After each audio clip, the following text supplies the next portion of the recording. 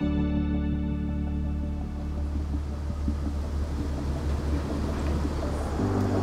on est au pont de contournement de l'île des Sœurs, un projet qui a débuté en 2012. On se retrouve à l'automne 2014. C'est un pont qui est situé tout juste en aval du pont actuel de l'île des Sœurs, qui vient enjamber le bras du fleuve Saint-Laurent entre l'île des Sœurs et l'île de Montréal. À la Société des ponts Jacques-Cartier-Champlain, l'environnement fait partie intégrante de notre mission et de notre politique. On a une politique environnementale qui est liée à ça.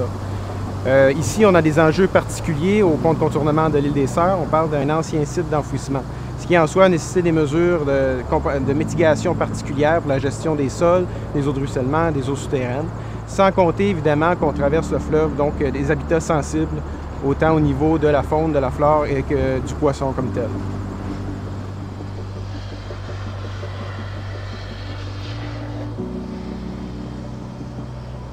L'évaluation environnementale du pont de contournement a débuté en 2012 et l'évaluation environnementale, elle sert à identifier les composantes importantes de l'environnement qui sert la suite à élaborer un plan de gestion environnementale pour le projet qui sera par la suite mis en place pendant le chantier de construction lors du suivi environnemental.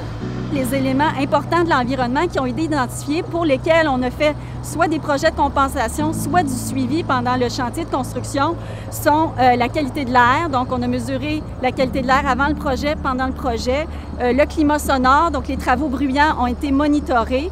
On a fait l'inventaire de la faune et de la flore. Donc, on a fait un projet de compensation pour l'habitat du poisson.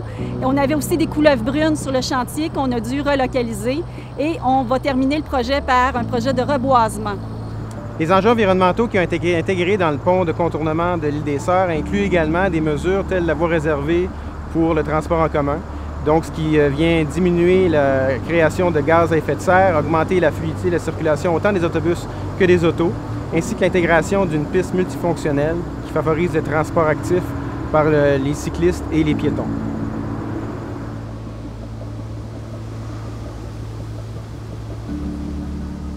Ce qui reste à faire du point de vue environnemental sur le projet, en particulier, c'est le reboisement, qui est un sujet qui a été maintes fois abordé lors des séances publiques de l'évaluation environnementale.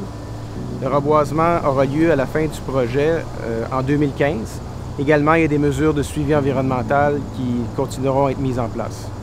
Le projet de pont de contournement de l'île des Sœurs est un succès au niveau environnemental parce que la planification du projet, tant d'un point de vue ingénierie que impact environnemental, a été fait en amont de façon très intégrée, ce qui a permis de respecter l'échéancier, le budget et l'environnement.